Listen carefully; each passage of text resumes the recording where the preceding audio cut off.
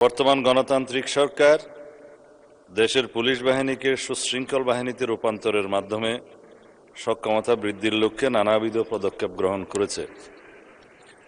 বর্তমান সরকারের দিক নির্দেশনায় পুলিশ বাহিনীকে সুশৃঙ্খল বাহিনীতে রূপান্তরের মাধ্যমে জননিরাপত্তা নিশ্চিতকল্পে সারা দেশে পুলিশের সক্ষমতা বৃদ্ধির লক্ষ্যে প্রযুক্তি নির্ভর বিভিন্ন পরিকল্পনা গ্রহণ করেছে এবং নানাবিধ কার্যক্রমের মাধ্যমে তা নিম্নোক্তভাবে বাস্তবায়ন করছে।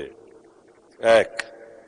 জনগণের নিরাপত্তা নিশ্চিতকল্পে বাংলাদেশ পুলিশের দীর্ঘমেয়াদী প্রেক্ষিত পরিকল্পনা, মধ্যমেয়াদী কৌশলগত পরিকল্পনা এবং স্বল্পমেয়াদী বার্ষিক পরিকল্পনা প্রণয়ন করা হচ্ছে।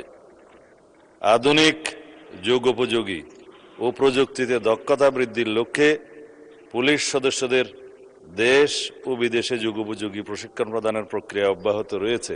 গ্লিটারের টুইন লেমন ও অ্যান্টিব্যাকটেরিয়াল ফর্মুলা বাসনকে চকচকে জীবাণুমুক্ত করে আমাদের দেয় গ্লিটার গ্যারান্টি। এছাড়া আধুনিক প্রশিক্ষণ কেন্দ্র, যানবাহন, যন্ত্রপাতি ও অন্যান্য সরঞ্জাম আদি সংযোজন অব্যাহত আছে। ৩. বৈজ্ঞানিক পদ্ধতিতে তদন্ত প্রক্রিয়া এবং প্রযুক্তি সুবিধা ব্যবহার করে জনগণের নিরাপত্তা নিশ্চিত করার জন্য বিভিন্ন কার্যক্রম অব্যাহত রয়েছে। ৪. গুরুত্বপূর্ণ স্থানে সিসি ক্যামেরা স্থাপন এবং তথ্য প্রযুক্তির সহায়তা নিয়ে অপরাধী শনাক্তকরণ ও তাদের আইনের আওতায় নিয়ে আসার কার্যক্রম অব্যাহত রয়েছে।